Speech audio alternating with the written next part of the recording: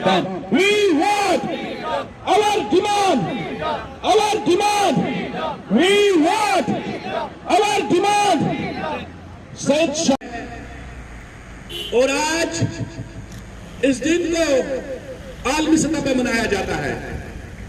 वहीं भारत के सफारत खाने के बाहर कश्मीरी मज़ामती तंजीमें आज इस दिन को मना रही हैं और वहीं मकबूजा रियासत जम्मू कश्मीर की तवज्जो हासिल करने के लिए आज हम यहाँ एक बार फिर जमा हुए हैं। वहीं इस मुजाहरे की क़ियादत आज हुर्रियत कायदीन सईद मंजूर अहमद शाह, मोहम्मद शफीक डार, मुश्ताक अहमद भट्ट व दीगर साथी कर रहे हैं। सबसे पहले मैं तिलावत कलाम पाक के लिए हुर्रियत रहनुमा मोहम्मद शफीक डार साहब से मुल्तमिस हूँ कि वो तिलावती कलाम पाक से इस मुजाहरे का इब्तिदा करें। मोहम्मद शफीक डार साहब।